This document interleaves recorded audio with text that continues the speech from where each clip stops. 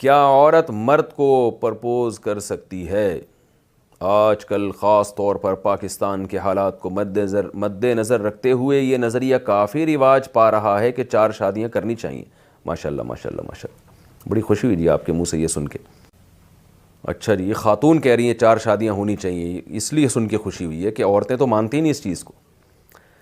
آپ بھی اس بارے میں کافی مثبت گفتگو کرتے ہیں۔ اس تناظر میں بھی یہ پوچھنا چاہتی ہوں کہ کیا ایک عورت کسی مرد کو نکاح کا پیغام بھیج سکتی ہے؟ اس کی شرعی حیثیت کیا ہے اور اسے ہمارے معاشرے میں کس طرح رواج دیا جائے؟ جائز ہے عورت کے لیے مرد کو نکاح کا پیغام بھیجنا، لیکن اس بارے میں خوب ہی اچھی طرح سمجھ لیں کہ لڑکی کا باپ کی مرضی کے بغیر نکاح کرنا بہرحال پسندیدہ نہیں ہے، لیکن باپ جب سمجھدار ہو، عقل مند ہو، وہ شریعت کو جانتا ہو۔ ہوتا یہ ہے کہ لڑکیاں باپ سے پوچھے بغیر نکاح نہیں کرتی، اور باپ نے اپنی جو رسومات ہیں خاندانی کہ ہم نے خاندان سے باہر نہیں کرنا، ہم نے یوں نہیں کرنا، اس چکر میں بیٹیوں کا بیڑا غرق کر دیتے ہیں۔ تو باپ پر بھی جائز نہیں ہے کہ بیٹی پر زبردستی اپنی رائے مسلط کرے، اور بیٹی کے لیے بھی جائز نہیں ہے کہ باپ اگر اس کے لیے واقعی اچھا فیصلہ کر رہا ہے تو وہ ایسی جگہ نکاح کرے کہ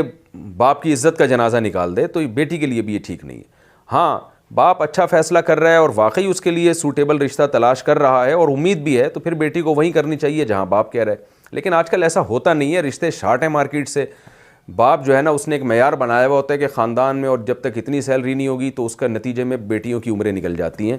تو ایسی صورت میں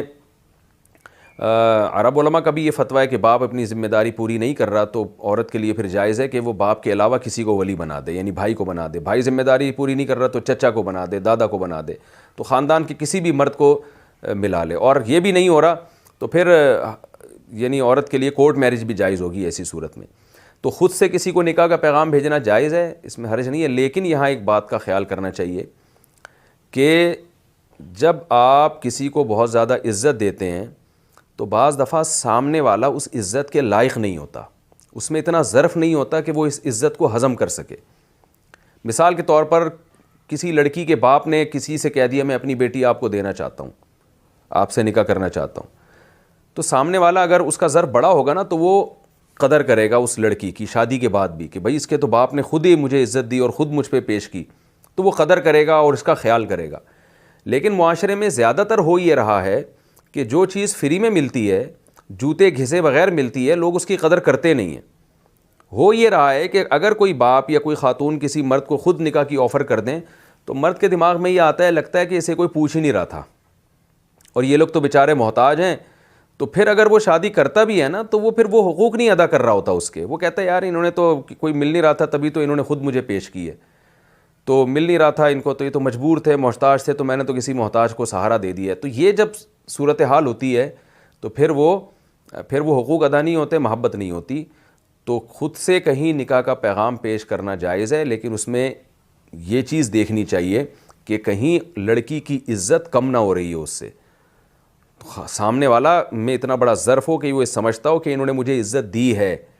تو جہاں کم ہونے کا خطرہ ہو، عزت کم ہونے کا، تو پھر وہاں منع کیا جاتا ہے کہ وہاں کبھی یہ کام خود سے نہیں کرنا چاہیے۔ خود سے اپنی بیٹی کا یا بہن کا یا خاتون کے لیے خود کسی کو اپنی پیشکش کرنا یہ پھر مناسب نہیں ہے، کیونکہ معاشرے میں اس کے نقصانات عورت ہی کو اٹھانے پڑتے ہیں پھر۔